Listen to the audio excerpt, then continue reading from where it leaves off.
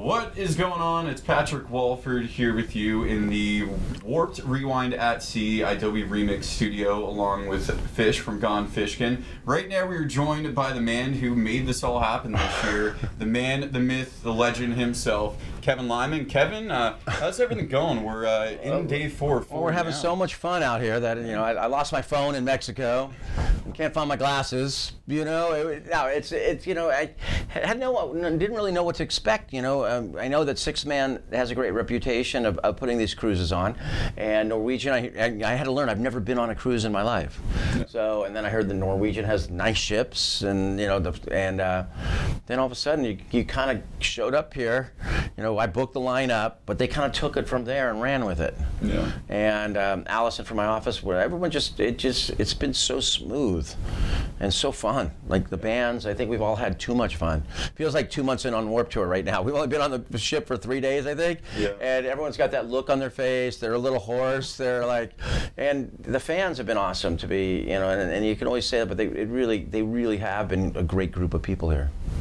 Definitely. Yeah, so I'm totally like, wow, Warp became a cruise. Like, for me, it's, you flash back to that first day of doing this in 1995, and you rolled in with 3 tour buses and 2 trucks and trying to figure out how to build a skate ramp, and then 600 people showing up to actually see the first Warped Tour. And now for this cruise, almost 2,000 people on a ship. Yeah. And just loving seeing every band. Every show has been well attended. I think that's been a big thing, that they say sometimes these cruises, like the bands don't get, the openers, they'll all be here to see a headliner. And I said, it's a Warped Tour. We actually said yesterday, they go, the restaurants haven't been as busy as we thought, the actual restaurants. And I said, you have to realize, Warped Tour people don't stop and eat. They don't take an hour to eat. They run through and grab a slice of pizza and head to the next band because they don't want to miss everything. So I'm like, if we do this again, you might just have to schedule this hour and a half, like nap and food time, Yeah.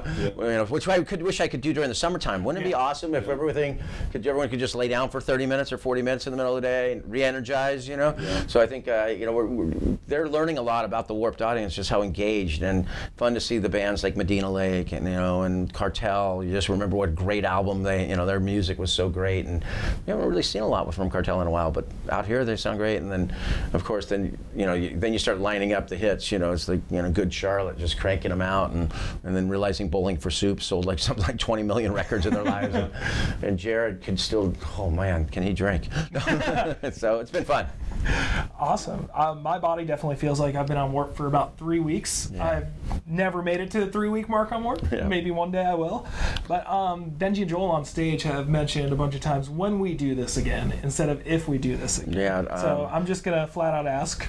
Look, I would love to do this again. And we're all going to be part of a decision. We've got to sit with the people from Sixth Man and weigh things out, because we could be having all the best fun in the world, but for them it still comes down to a business situation that at some point, is this something that we feel we can grow? I know that a lot of bands are already that didn't come are hearing about it from friends at home, and I think everyone got off the boat in Mexico and sent photos and everything out, and I've got a few texts like, damn, we should have done that trip. Damn, Kev, that looks fun. I go, well, yeah, I asked you to come. So, yeah, we'll get some people if we want. Now, as a festival promoter for so many years, doing everything behind the scenes from record labels to managements to charity, how do you consistently make these things that are technically work so relaxed and vacation-like?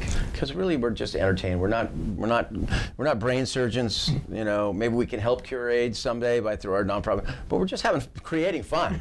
Well, really, what's my job is to create things so people can have fun, and I've been able to turn that into the nonprofit world and the stuff we do, the education side. But really, we're creating fun for people, and for me right now, this world can use a little fun. I was even thinking that out here at sea, we don't have those security issues that we're all worried about. In our mind, the ship, there was security. We all saw coming on the ship, and it was solid and it was great. But once we're out here, we can just have fun. Yeah. It's just fun, having fun. Like, not one band on the tour looks like they want to leave after 5 days at sea. It looks like everyone could go for at least another 5. We'd have to have that rest day, like a day where there's no getting out. Everyone just has to stop. Like, stay in your rooms.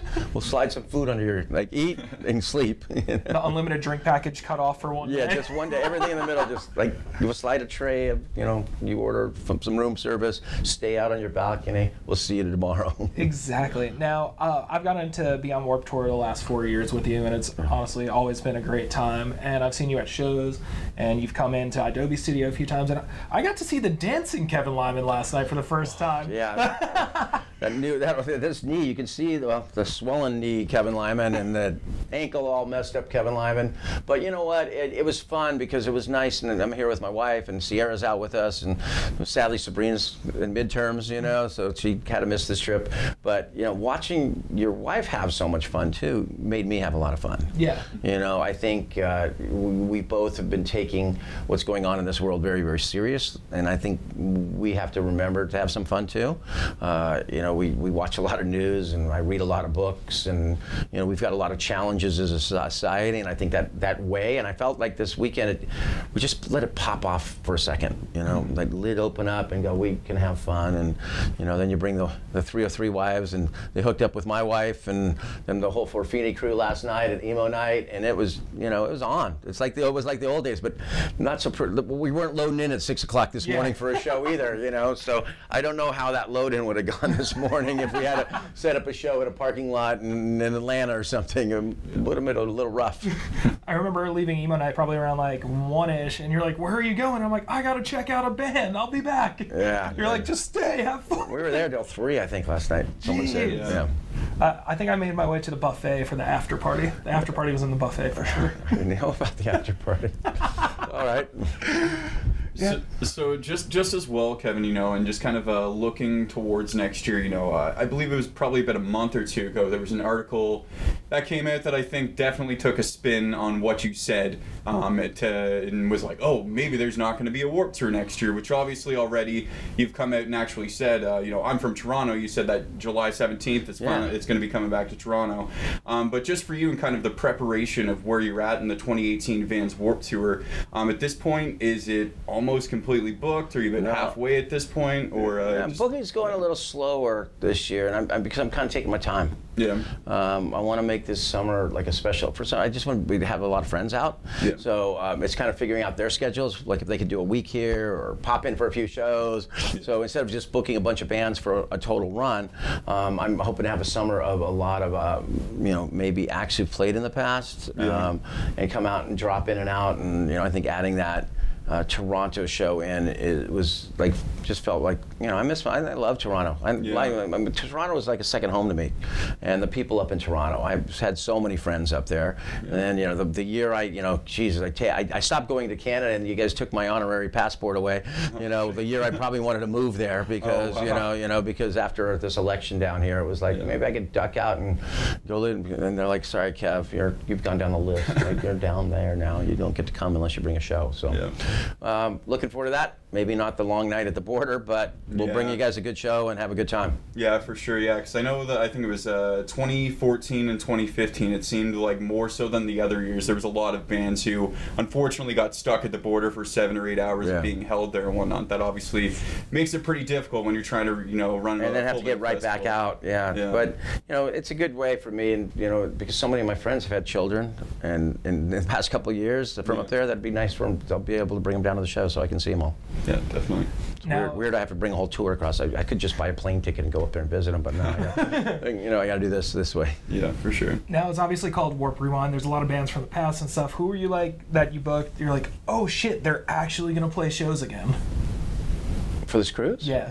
Well, it was like, it's great to see Medina Lake playing again, and Cartel, and just to see how great these bands still are. I mean, Less Than Jake they do not put on a bad show. Never. None of these bands. That's why I brought them too. They're all great live bands, and I also brought them because they're great. These are the bands that I think are great people. Mm-hmm. Like, they are out there mingling, and I knew that they wouldn't hide in their cabins, and they would be out and having fun. And I think for the fan, they're sitting there gambling late at night. night and they turn, there's Jared sitting there, you know, and or they're in the buffet line, and I think you know, some of those guys keep going around and around in the buffet line and eating, and but you want to create those experiences. You want people walking off of here going, you know what, they spent hard-earned money to be here, and it's hard to make money in this day and age, and I think when they walk off, they go, yeah, it was an investment to go out here, but I got a value for being out there. And also, like with the rewind aspect, it's a really cool thing that the internet just doesn't work for 5 days. Yeah, I was doing fine. I'm doing fine. You know, yesterday I got off the ship and had a couple things to deal with, and it's nice to detach. We have to, as a society, learn that we can do this, and the world will be okay. If someone can't get a hold of me, if they don't know that I'm out on this cruise, most people, you know, that's okay. I'll be back, and I'm sure right off the, you know, I'll go to the Verizon store first thing in the morning, or when we get there, get a phone and be back up and running, and you know, and yeah, then back at it and try to round out this lineup. Because it's getting late. Yeah. Later. Late. And it is Halloween today. Is this the first time you're throwing a Warped event on Halloween? Yes, that is true. I was never always a big Halloween, but I always seemed to work on Halloween. I used to throw big events on Halloween. Oh, yeah. I used to throw big parties at airport hangars, and one time shut down Ontario Airport back in the day when you could actually walk out to the runway and things, and I booked a bunch of bands, and we got an airport hangar, and I convinced the Miller truck that was with all the taps on the side, I got them to bring that to this thing, and so many people showed up, and I don't know how we marketed it back then. It was all word of mouth or flyers, and people were running across in their Halloween costumes across the international airport runway to get to our party, and the highway patrol came in, and they had no idea this was going on, and they were like, this thing's like stopping, right? But they didn't know what to do because traffic was jammed. We had like 5,000 people show up for a Halloween party. That's insane. Bananas, yeah. Backed up on the freeway, no permits. Lucky I didn't go to jail. True punk rock style, yeah, we did. too. Yeah.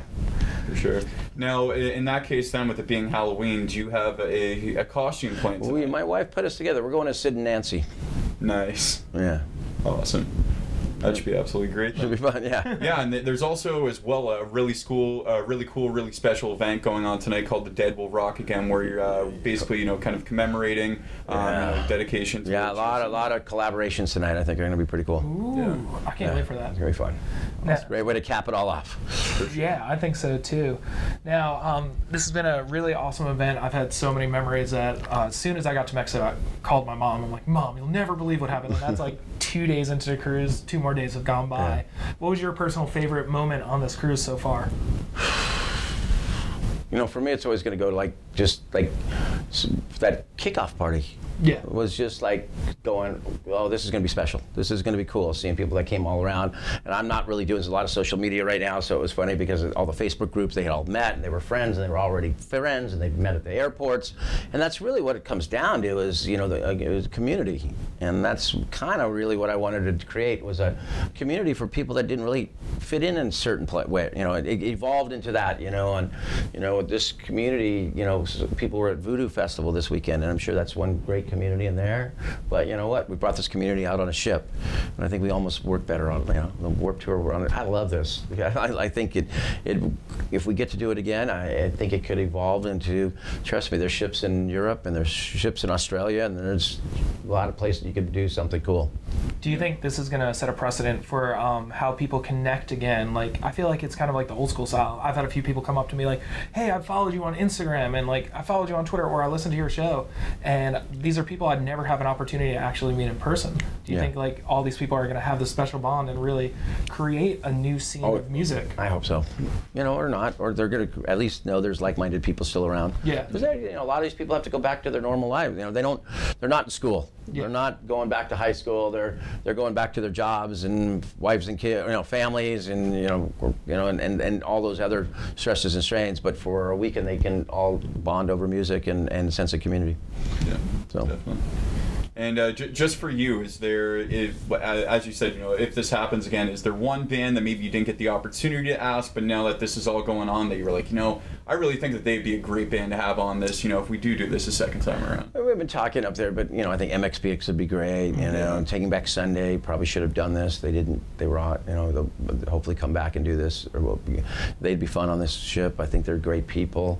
I think the Offspring would have a lot of fun on the ship. Yeah. If I can figure out how to convince them to do something, they'd have a lot of fun out here. Especially it's unlimited drinking. So, pretty fun. Yeah, definitely. Now, who's a dream band between Warped Tour, how you said you want to have a lot of friends out on the tour next year, and Warped Rewind? What's the dream band to get back together for you right now, just to see them play live again? Oh God, I don't know if it'd be getting them back together more than getting them back up on that stage. Yeah. Maybe they've gone on and played arenas or some of those things. But it's a big jigsaw puzzle because there's a lot going on in Europe now. There's all these things going on, and it's like, okay, when will you be done there? It's like I ran into Ice-T the other night, and I said, you got to play Warped Tour. He goes, yeah, I never say no to you, Kevin. So we'll figure it out. So we're emailing back and forth and dropping in for 3 or 4 dates. It'll be fun. Yeah. Oh yeah. Awesome. Well, I know you're a busy guy. You got a lot going on the last day, Kevin. Yeah. Pleasure. On behalf of idobi, thank you so much for having us again. Yeah. And thank you for everything you've done. All right. Fucking dope. Thank you. Like, subscribe, do all those things. There's buttons on the bottom, presumably. You could press them. And do that. Kevin Lyman. All right. Thank you, guys. Appreciate it.